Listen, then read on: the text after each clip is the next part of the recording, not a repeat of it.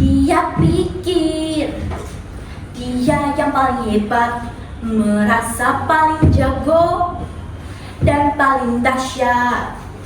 Dia memang hebat, dia memang jago.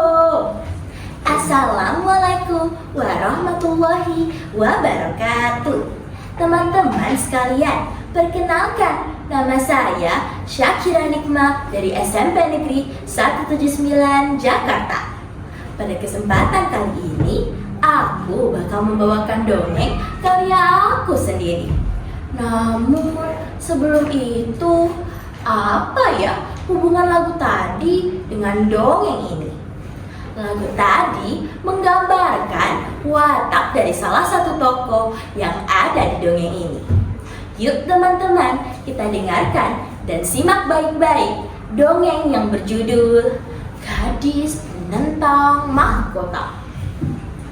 Pada suatu hari, hiduplah seorang raja yang zalim. Tiap kali sang raja melihat rakyatnya hidup dengan bahagia, ia tidak akan segan-segan untuk mengambil harta mereka. Sang raja hidup dengan bahagia, sementara rakyatnya hidup dengan kesedihan. Namun, walaupun begitu, dahulu sang raja merupakan seseorang yang kuat serta baik hati. Tapi akibat tahtanya, ia berubah menjadi seseorang yang angkuh. Di saat bersamaan, hiduplah seorang gadis baik hati yang suka menolong. Gadis tersebut bernama Kayla. Suatu hari, nenek meminta tolong Kayla untuk melakukan sesuatu. Cuk, boleh tolong ambilkan beras di belakang rumah nggak, Cuk? Nenek mau ambil, tapi berat, Cuk. Oke, Nek, tunggu ya. Kayla mau ambil beras dahulu. Saat Kayla sedang mengambil beras, tiba-tiba dentuman kencang dari depan rumah membuat Kayla berlari dan bertanya, apa sih yang terjadi? Di depan rumah sudah ada raja yang kejam serta para prajuritnya. Mereka mencoba untuk mengambil beras milik nenek. Hei, apa yang kalian lakukan? Turunkan sekarang juga. Wah, seorang gadis yang lemah berani melawan aku, sang raja. Ya, nama aku Kayla. Sekarang turunkan beras nenek.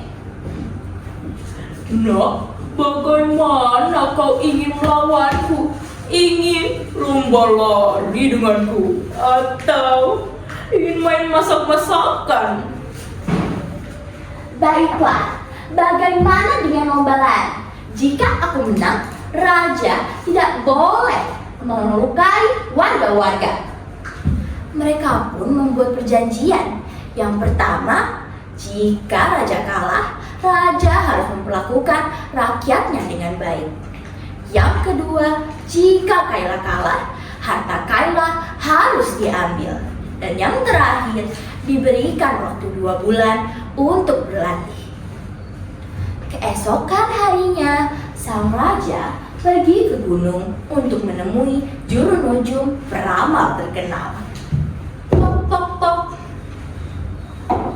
Aduh, ada apa gerangan raja ingin kesini? Pasti raja mau bertanya tentang gadis yang melawanmu ya? Benar sekali. Saya khawatir bagaimana nasib saya nanti. Menurutmu, apakah saya akan menang di pertandingan kali ini? Sebentar aja, biar saya lihat. Menurut saya, sang raja akan memenangkan pertandingan. Raja tahu kan bahwa ramalan saya tidak pernah salah. Raja pun turun dari gunung dengan keadaan bahagia mengetahui dirinya akan memenangkan pertandingan. Di sisi yang bersamaan, Kayla sedang berlatih, dan berlatih. Sepulang latihan, Kayla juga selalu ke rumah neneknya. Nenek, sebenarnya aku takut, Nek. Bagaimana jika nanti aku kalah dan nenek diambil hartanya? Tidak apa-apa, Cuk. Nenek yakin Tuhan akan selalu membantu kita. Rajin berdoa ya, Cuk. Iya, Nek. Aku harap aku dikabulkan doanya. Oh iya, Cuk. Nenek tadi udah masak ubi rebus. Tunggu ya, Nenek ambil. Ini, Cuk, bawa ya. Dan ada buah-buah juga nih. Bawa ya, Nak, biar kamu makin sehat dan semangat terus. Kayla pun mengambil ubi serta buah-buah yang dibawakan nenek. Tentunya setiap hari Kayla mendapat energi yang cukup dari nenek. Hari berhari berlalu, tak terasa sudah hari pertandingan. Warga-warga berkumpul dengan keadaan sukaria.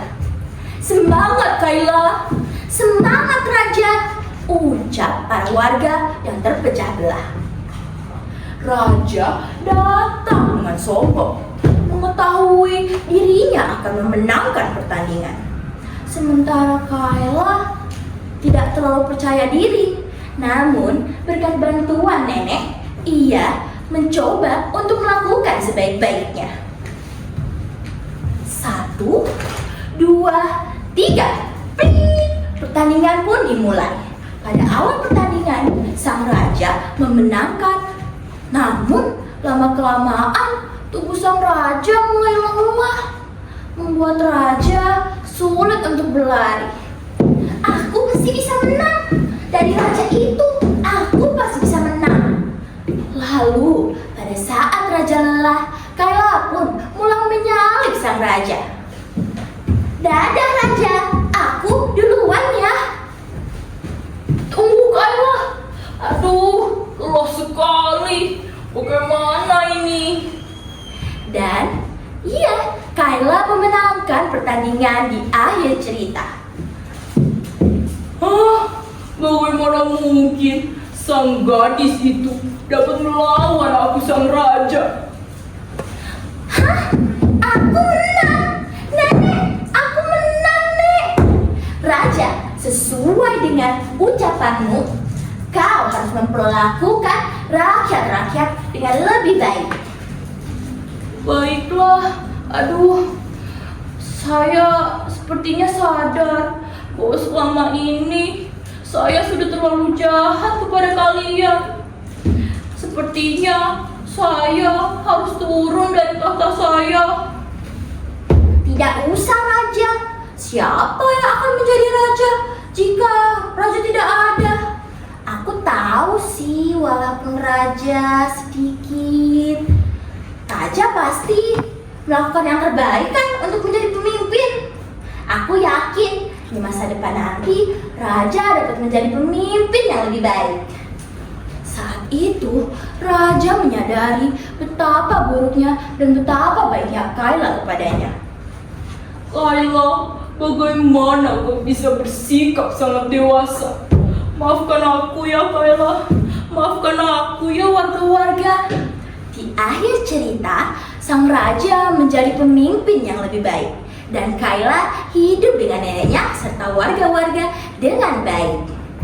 Ke pasar bersama Kayla. Pulangnya memilih mangga. Kini negeri hidup bahagia. Semoga jadi teladan bagi kita semua. Wassalamualaikum warahmatullahi wabarakatuh.